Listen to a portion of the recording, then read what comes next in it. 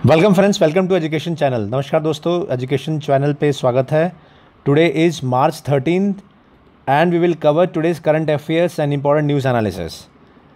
So let's start. तो आज की पहली news, the first news is quad meeting. जो क्वाड की मीटिंग थी, जिसके बारे में मैंने बताया भी था कि जो क्वाड लीडर्स हैं उनकी समिट मीटिंग वर्चुअल मीटिंग होनी है and then we will observe the statements. तो वो मीटिंग हो गई है। इसमें 4 जो कंट्रीज़ हैं क्वाड में, आपको पता होगा, बता चुका हूँ। इंडिया है, यूएस है, ऑस्ट्रेलिया है और जापान है। तो इन चारों के जो हेड हैं वो वर्चुअली समिट में थे और इसमें अलग अलग जो ऑब्जर्वेशन थे कंट्रीज़ के द्वारा वो किए गए और एंड में एक जॉइंट स्टेटमेंट रेडी किया गया। इसमें हम देखते हैं हमारे प्राइम मिनिस्टर उन्होंने बात किया इसमें जो क्लाइमेट चेंज है और साथ ही साथ जो वैक्सीन है उसके बारे में। फिर अमेरिका के जो प्रेसिडेंट है उन्होंने भी बात किया वैक्सीन के बारे में और वैक्सीन डिप्लोमेसी के बारे में। और एंड में एक जॉइंट स्टेटमेंट, मतलब चारों कंट्रीज़ का एक स्टेटमेंट जारी हुआ जिसमें कि बात की गई वैक्सीन प्रोडक्शन पे, जो कोरोना के लिए वैक्सीन है, टीका है, दवाई है, उसके बारे में, और वो कैसे लोगों तक पहुँचे, ज़्यादा से ज़्यादा लोगों तक पहुँचे। और साथ ही साथ इकोनॉमिक रिकवरी, जो कोरोना के बाद में इकोनॉमिक रिसेशन आया था उस पर कैसे रिकवर किया जाए, इन सब चीज़ों के बारे में जॉइंट स्टेटमेंट में मेंशन था। सो this is the conclusion of the quad meeting. This is very very important. तो ये आपको मैंने कई दिन से बताया था कि होनी थी मीटिंग ये, and this is the first time ये समिट मीटिंग हुई है।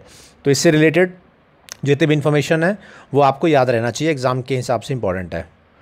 नेक्स्ट जो न्यूज़ है it's regarding state election commission.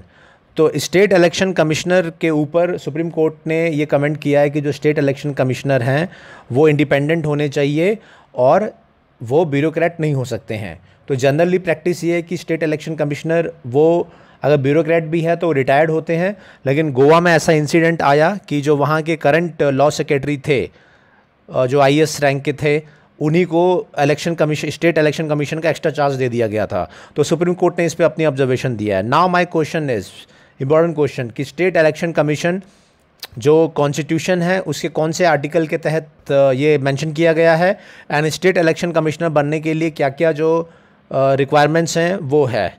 So these are 2 important question which I have ask you write in to the comments. Next है economy से संबंधित inflation. कई बार हम बात कर चुके हैं, तो ये टर्म्स बार बार आते हैं, एग्जाम में भी आ जाते हैं। तो retail inflation, what is retail inflation, wholesale price inflation जो है वो क्या है, और अलग अलग type of inflation. The basic question is कि what are different kinds of inflation, मतलब किस किस मैकेनिज्म के थ्रू इन्फ्लेशन को मेज़र किया जा सकता है। तो रिटेल इन्फ्लेशन एक उसमें एक प्रकार है, तो आप वो मेंशन करेंगे कमेंट्स में। ये बार बार आता है एग्ज़ाम्स में, इस तरीके के क्वेश्चंस आते रहते हैं। तो दैट्स व्हाई आई वांट कि आप इसको बात करें। एक रिलेटेड है इंडिया एंड चाइना से, शॉर्ट फैक्ट बेस्ड है। This is regarding WMCC। So what is WMCC? This is working mechanism for consultation and coordination on India China border affairs. तो क्वेश्चन आ सकता है, 3-4 बिंदु होंगे, उसमें WMCC भी होगा और बाकी जो बातचीत हुई है इंडिया और चाइना के बीच में वो सब मेंशन करके इट कैन बी आस्क कि ABC इसमें से क्या सही है। ओके, ये एक इम्पॉर्टेंट न्यूज़ है। इसमें यह है कि राजस्थान में इंफॉर्मेशन कमिश्नर के द्वारा 5 ऑफिशियल्स को पेनलाइज किया गया फॉर नेग्लिजेंस, मतलब टाइम से सूचना नहीं प्रोवाइड कर सके। कौन से एक्ट के तहत? राइट टू इन्फॉर्मेशन एक्ट के तहत। नाउ माय क्वेश्चन इज़ कि राइट टू इन्फॉर्मेशन एक्ट में कौन सा जो सेक्शन है, कौन से सेक्शन के तहत पेनल्टी का प्रावधान है कि या फिर कोई भी सज़ा या कोई भी एक्शन लेने का प्रावधान है। तो वो आप सेक्शन लिखेंगे कमेंट्स में कि राइट टू इन्फॉर्मेशन एक्ट में सो एंड सो जो सेक्शन है वो that speaks for the kind of penalty which can be imposed on the person erring. तो उसके बारे में आप लिखेंगे कमेंट्स में। राइट टू इन्फॉर्मेशन, बार बार इससे क्वेश्चन आते रहे, so this is very important, right to information. एक इम्पॉर्टेंट ये है कि 75th year of independence Bharat का ये है, 2021-22 में ये होगा और उसके लिए सेलिब्रेशन शुरू है। 1947 में भारत को आज़ादी मिली थी, तो जो साल जो है मनाया जाएगा 75वें स्वतंत्रता दिवस के रूप में। तो उसी को लेके कई जो आयोजन हैं वो भी किए जा रहे हैं। सो ये फैक्ट है, ये फैक्ट आपको याद रहे। सो हमें ये ध्यान रखना है ना। ये पेपर में एक और फैक्ट है, सस्टेनेबल डेवलपमेंट गोल्स। तो इसके बारे में आई have ask you so many times SDGs के बारे में, सस्टेनेबल डेवलपमेंट गोल्स के बारे में, 17 sustainable development goals. So if you know तो अच्छी बात है, पता होना चाहिए आपको। नहीं मालूम है तो you read what are different SDGs जो डिफाइन किए गए थे। और SDGs हैं क्या बेसिकली, ये क्या है, ये बार बार जो आप पढ़ते हैं सस्टेनेबल डेवलपमेंट गोल्स कब निर्धारित किए गए थे, क्या क्या निर्धारित किए गए थे, तो you right into the comments की SDGs हैं क्या क्या। इंपॉर्टेंट है और बार बार एग्जाम्स में आते रहते हैं, कई इस पे टॉपिक्स ये पूछे जाते हैं। नेक्स्ट है हमारा एडिटोरियल। तो एडिटोरियल में जो पहला आर्टिकल है दैट्स रिगार्डिंग द वैक्सीन। तो इसमें पूरा बड़े आर्टिकल में 2-3 टर्म्स हैं इंपॉर्टेंट, वो ध्यान रहे। WHO, I am sure you must be knowing WHO क्या है, उसके UN सेक्रेटरी जनरल कौन है, वो भी आपको क्लियर होना चाहिए। नहीं मालूम है तो ये मैंने हाईलाइट कर रखा है, देख लीजिए। ये बेसिक क्वेश्चंस हैं, तो आपकी आई एम श्योर तैयारी होगी। तो we will not waste time and you should not also waste time. ऐसे आर्टिकल्स पे बार बार समय वेस्ट करने की ज़रूरत नहीं। अगर आपको नॉलेज है तो आप उसको स्किप कर दीजिए। एक चीज़ है इसमें है वैक्सीन नेशनलिज्म की बात कही गई है, ये ध्यान रहे। वैक्सीन नेशनलिज्म एंड होर्डिंग, मतलब कौन सी कंट्री जल्दी वैक्सीन प्रोवाइड कर दे और जो कंट्री बना ले उसको होर्डिंग कर ले, मतलब इकट्ठा कर ले और ऊंचे दामों पे बेचे एट्सेट्रा। तो ये टर्म्स भी पिछले 1 साल से लगातार इन पे बात हो रही है। एंड अलग अलग डेटा है भारत के बारे में। ये है कि भारत वैक्सीन डिप्लोमेसी कर रहा है। वैक्सीन डिप्लोमेसी मीन्स कई अलग कंट्रीज़ को वैक्सीन प्रोवाइड करा रहा है। So that is a diplomacy that you earn the goodwill. And then second part, but उसका एक लूप होल ये है कि इंडिया के खुद के जो विलेजेस हैं या काफ़ी छोटे छोटे टाउन्स हैं वहाँ तक वैक्सीन अभी नहीं पहुँची है। तो प्रॉस एंड कॉन्स है। और भारत का भी 1% पॉपुलेशन भी अभी तक उनको वैक्सीन नहीं लगी है। तो दोनों ही साइड हैं इस चीज़ के। ये नेक्स्ट आर्टिकल है अफ़गानिस्तान से रिलेटेड। तो हमने इसमें बहुत बात कर रखा है और हमारे पास टाइम लिमिटेड है, तो विल नॉट वेस्ट टाइम। मैं आपको ऑलरेडी बता चुका हूँ, वही सेम इशू है अफ़गानिस्तान, तालिबान, और उसमें ट्रॉइका के बारे में बताया मैंने, और बाकी जो पीस प्रोसेस दोहा में चल रहा है that also I have already told you. तो इसको हम अपना will not waste our time on this. Now will move to this particular article. ये एक बड़ा एक कवर किया हुआ है। अब नाउ अब ये जो कवर किया है ये एडिटोरियल है information technology intermediary guidelines and digital media ethics code rules 2021। ना आप जो समझदार बच्चे होंगे, जो समझदार स्टूडेंट है, वो कल का वीडियो देख चुके होंगे मेरा। और कल का वीडियो देखने के बाद में अगर 20 मिनट का वीडियो है सिर्फ, अगर ध्यान से देखा होगा आपने तो कितने भी उस पर अगर 50 क्वेश्चन भी आ जाए तो आप आराम से उसको आंसर कर सकते हैं। और तो ये आप देखिए, ये पूरा एडिटोरियल कम से कम इतना बड़ा पूरा 1 पन्ने का एडिटोरियल है। ये पूरा उसी के ऊपर है कि उसमें क्या क्या कमियां हैं। लेकिन कल का वीडियो अगर आपने अभी तक नहीं देखा है तो इसको अभी तुरंत वीडियो को स्टॉप करिए, जाइए कल का वीडियो समझिए। मैंने कल ही बताया था कि बहुत इंपॉर्टेंट एक्ट है ये मेंस तक आपको बार बार आपको परेशान करेगा। अगर आपको समझ में नहीं आया है वो तो आप उस वीडियो को देखिए और सब समझ जाइए उसको, उसमें बिल्कुल लेट ना करिए, क्योंकि बार बार वो आर्टिकल आएगा, बार बार वो क्वेश्चंस उससे आएंगे। तो अगर आपने वो वीडियो नहीं देखा, कल का वीडियो जो मैंने डाला है, तो आप कुछ भी समझ नहीं पाएंगे। तो इसके बारे में मैं बात नहीं करूँगा, क्योंकि इसके बारे में अब आप खुद लिखेंगे कमेंट्स में आप लिखेंगे। इसमें इस पूरे एडिटोरियल में बताया गया है कि उस एक्ट में क्या क्या कमियां हैं उसके बारे में। तो मैंने कल कमियां बताई भी थी आपको उस वीडियो में ऑलरेडी, कि फ्रीडम ऑफ स्पीच, और लोगों को डर है कि फ्रीडम ऑफ स्पीच और एक्सप्रेशन और ये सब चीज़ें बंद हो जाएंगी। एंड सेकंड ये था कि चूँकि 3rd टियर जो है ग्रीवेंस रिड्रेशल का, वो गवर्नमेंट का है, तो गवर्नमेंट का कब्ज़ा हो जाएगा, गवर्नमेंट अपने हिसाब से करेंगी। और दूसरा ये है कि चूँकि ग्रीवेंस रिड्रेशल मैकेनिज़्म है, OTT हो चाहे बाकी डिजिटल मीडिया हो या सोशल मीडिया हो, तो लोग को भी चीज़ अगर गवर्नमेंट के ख़िलाफ़ है तो लोग कंप्लेन करने लग जाएंगे। तो इस तरीके का सिस्टम सही नहीं है। तो जिन लोगों ने कल का वीडियो देखा है तो उनको ये समझ में आ रहा होगा जो मैं बता रहा हूँ कि 3 चीज़ों के लिए लागू है। सोशल मीडिया हो गया, OTT हो गया, और डिजिटल न्यूज़ पोर्टल्स के लिए 3 चीज़ मोर और लेस है। और एथिक्स कोड है उसमें, मैंने बताया भी थे क्या क्या गाइडलाइंस हैं उसमें। एथिक्स कोड्स में केबल वाला एक्ट है, प्रेस काउंसिल का एक्ट है, ये सब चीज़ों को पालन करना है। और उसके अलावा पालन क्या क्या करना है, एडहेयर क्या क्या करना है। उसके अलावा कि कंटेंट आपका मैलिशियस ना हो, डिफेमेटरी ना हो, वायलेंस ना हो, सेक्सुअल ना हो, पोर्नोग्राफी ना हो, ये सब चीज़ें पॉइंट्स उसके अलावा पॉइंट्स थे। और आपका कंटेंट OTT हो चाहे सोशल मीडिया पे कोई पोस्ट हो, चाहे आपका डिजिटल मीडिया पे न्यूज़ हो, ऐसा ना हो जो भारत की सॉवरेनिटी या इंटीग्रिटी, भारत की एकता या अखंडता को अफेक्ट कर रहा हो, या भारत के जो रिलेशंस हैं बाकी कंट्रीज़ से उससे अफेक्ट कर रहा हो, या फिर भारत में पब्लिक ऑर्डर लॉ एंड जो है वायलेंस क्रिएट कर रहा हो जन्म जाति के आधार पे, तो वो उस तरीके की न्यूज़ या आपका जो कंटेंट है प्राइम पे नेटफ्लिक्स वगैरह पे वो सब नहीं होना चाहिए। तो वो सब चीज़ें मैंने कल बहुत डिटेल में बता रखी है, आज भी मैंने बता दिया है। But now you right into the comments में, आप मेरा कहना ये है कि ये मैंने बताया, लेकिन अब आप लिखिए कमेंट्स में कि क्या क्या उसके प्लस हैं, क्या क्या माइनस हैं। आज के सेशन में आप लिखेंगे कि इस जो रूल्स आए हैं आईटी एक्ट के तहत जो ये रूल बने हैं उसके क्या प्लस हैं क्या माइनस हैं।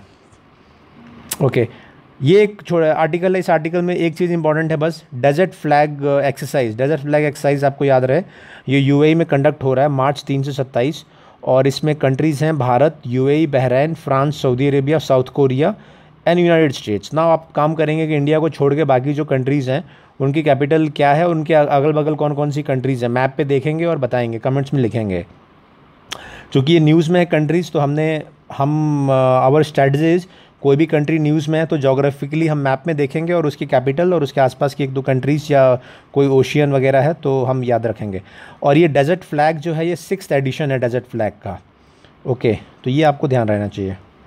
तो ये कवर कर दिया मैंने प्री के हिसाब से और मेंस के हिसाब से, अच्छा खासा इसमें कवरेज कर दिया गया है। Okay, quad that I have already covered. Now what next, ये एक न्यूज़ है, एक इसमें टेक्निकल टर्म्स है वेपर रिकवरी सिस्टम। तो ये वेपर रिकवरी सिस्टम क्या होता है, ये है नेशनल ग्रीन ट्रिब्यूनल की तरफ से स्टडी किया गया है एयर पॉल्यूशन को कंट्रोल करने के लिए। तो उसमें वेपर रिकवरी सिस्टम का इंस्टॉलेशन की बात कही गई है, और ये क्या करेगा, डीजल व्हीकल्स में फिट होगा जिससे कि एयर क्वालिटी वगैरह इंप्रूव होगी। So it's regarding that. और यहाँ पे एक ऑर्गेनाइजेशन का नाम है petroleum and explosive safety organisation, PESO का नाम है। तो ये आपको ध्यान रहे, दो तीन ये जो चीप पॉइंट्स है मैंने ये फ्लैग कर दिया। ओके, ये न्यूज़ है इट्स रिगार्डिंग द चाइना ने जो क्वाड की मीटिंग थी उस पर कमेंट किया है कि कोई भी एक्सक्लूसिव ब्लॉक ना बनाया जाए जिससे किसी कंट्री को टारगेट किया जाए। तो basically it's been said that this Quad is against China.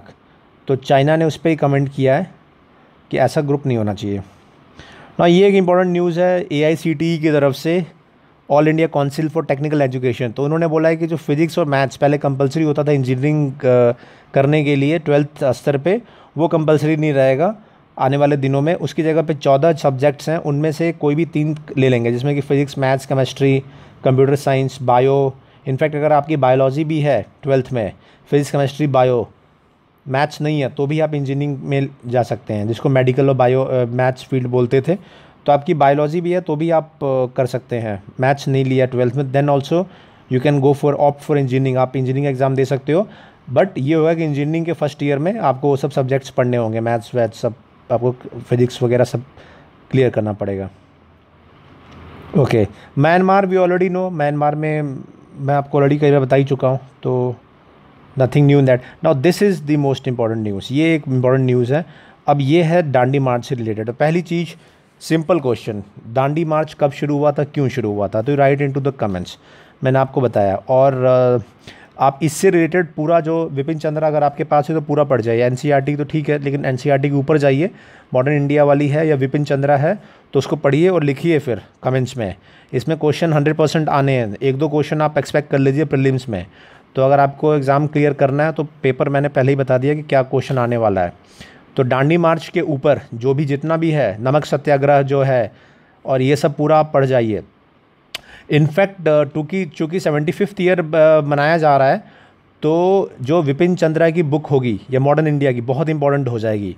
तो जो स्ट्रगल फॉर इंडिपेंडेंस है उसको आप पूरा पढ़ जाइए, मतलब उसको अगर अभी तक नहीं पढ़ा तो पढ़ लीजिए, और पढ़ लिया है तो दोबारा उसको रिवाइज़ कर लीजिए। और ये जितने भी इवेंट्स हैं, 1942 का है, क्विट इंडिया मूवमेंट है, आपका सिविल डिसोबीडियंस मूवमेंट है, सॉल्ट सत्याग्रह है, इसको पढ़ जाइए। और दूसरा एक और चीज़ बता देता हूँ, आपका चौरी चौरा इंसिडेंट्स भी उसको 100 साल पूर्ण हो रहे हैं, तो वो भी ओकेशन आने वाला है, तो वो भी इम्पोर्टेंट है। तो ये पूरा बता दिया मैंने कि मॉडर्न जो आपकी हिस्ट्री है, हिस्ट्री में 7-8 नंबर के क्वेश्चन मैंने आपको बता दिए, तो वो पढ़ जाओ, 100% क्वेश्चन आने ही आने हैं। 50-55 क्वेश्चंस का कट ऑफ होता है। तो अगर 7-8 नंबर के क्वेश्चन ऑलरेडी आपको मालूम है कि ये आने ही आने हैं तो उसको मिस करो मत। विपिन चंद्रा या उसके आसपास, मॉडर्न इंडिया, कोई किताब कोई भी हो लेकिन इन डिटेल हो। तो आप लिखिए कि दांडी मार्च कब शुरू हुआ, क्यों शुरू हुआ, एंड उसके क्या क्या उसके फ़ायदे थे, नुकसान थे, या कोई उसका रिजल्ट आया नहीं आया, तो आप इसको लिखिए, रिवाइज़ कर लीजिए। तो एक अच्छा मौका है, अभी आप उसको रिवाइज़ करके कमेंट्स में लिखेंगे तो आपका रिवीजन हो जाएगा और 2-3 आपके जो पॉइंट्स हैं अगर दिमाग में आपके बैठ जाएंगे। ओके, एक और चीज़, इस बार की जो बात हुई है ये आप, वो तो हो गया उस समय की बात, आज़ादी उस समय की बात हो गई आपकी, फ्रीडम स्ट्रगल की। नहीं, अब क्या प्रोग्राम्स किए जा रहे हैं, अब ये प्रोग्राम्स किए जा रहे हैं, ये आप ध्यान रखिए। अब प्रोग्राम्स ये हैं कि जो 75th एनिवर्सरी सेलिब्रेशन है वो अगस्त 15, 2023 तक चलेगा और 5 थीम लिए गए हैं। ध्यान रहे, ये क्वेश्चन आ सकता है कि 5 थीम किए गए हैं सेलिब्रेशन के, क्या क्या है। फ्रीडम स्ट्रगल है theme, ideas at 75, achievement at 75, actions at 75, resolves at 75। तो ये पांचों याद रहे, 3-4-5 ऑप्शन देंगे और पूछेंगे कौन सा सही है कौन सा गलत है, तो ये ध्यान रहे पांचों क्या क्या है।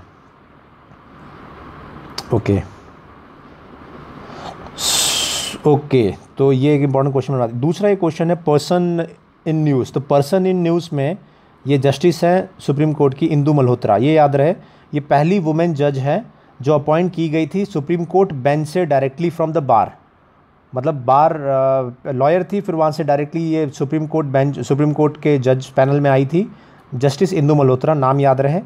और इनके एक चीज़ और याद रहे कि सबरीमाला का जो जजमेंट था, ये सबरीमाला में बाकी जजेस जो थे उन्होंने ये कहा था कि महिलाओं की एंट्री होनी चाहिए मंदिर में, लेकिन ये अकेली जज थी जिन्होंने कहा था कि महिलाओं की एंट्री नहीं अलाउ करनी चाहिए। तो ये इम्पोर्टेंट न्यूज़ है, नाम याद रहे आपको। Okay, next, let's move to next news.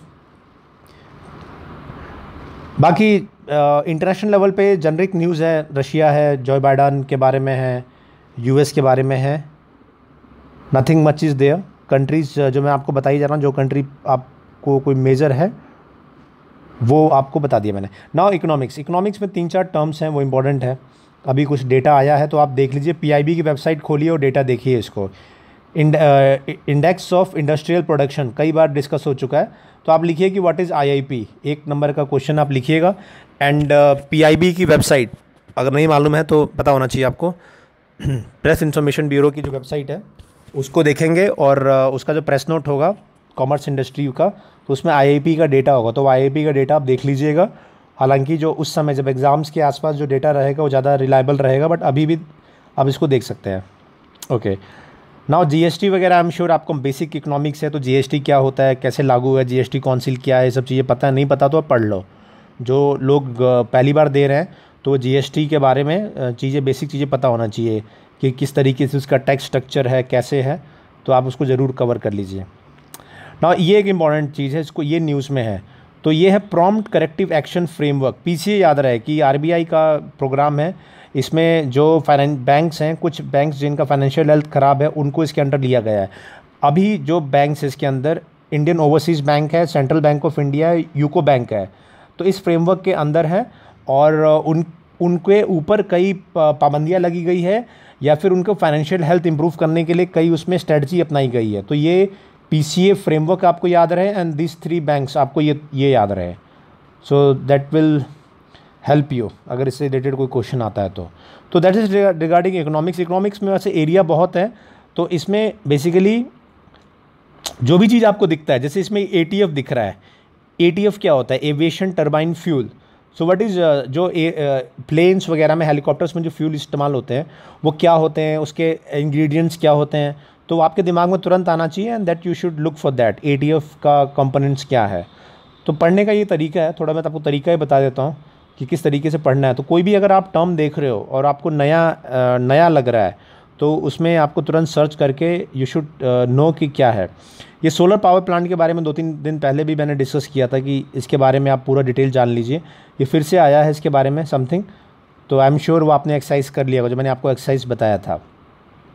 Okay, और जैसे कंपनीज़ के नाम है, जैसे बिग बास्केट का नाम है, अली बाबा का नाम है, तो अब एक बार सर्च करके ज़रूर देख लिया करो कि अली बाबा क्या है, बिग बास्केट क्या है, ताकि इससे कुछ क्वेश्चंस आते हैं। एक नंबर का क्वेश्चन कई बार आ जाता है कि ये किस टाइप की कंपनीज़ हैं या कौन से टाइप के बिजनेस में हैं।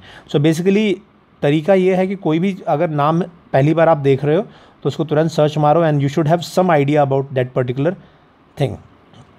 तो इस तरीके से बाकी न्यूज़ खुद कवर कर लो अगर कोई चीज़ है, या बाकी न्यूज़पेपर फॉर एग्जांपल एक्सप्रेस वगैरह पढ़ रहे हो तो उनको भी इसी तरीके से कवर करना है।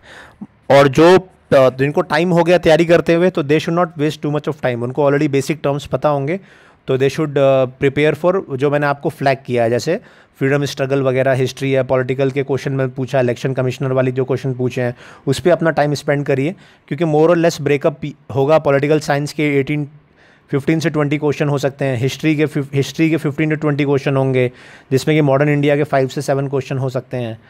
और तो जोग्राफ़ी और करंट अफेयर्स से अराउंड 20 क्वेश्चंस होंगे। तो इस तरीके से आपको तैयारी करना है, तो आपको ये मालूम होना चाहिए कि एफर्ट कहाँ डालना है। Okay, so we will conclude today session. जो आपको टास्क दिया है, असाइनमेंट दिया है, वो ज़रूर उसको करके उसको लिखिए कमेंट्स में, and that will help you in revising your concept and revising your knowledge. Okay, that's all, thank you, good bye.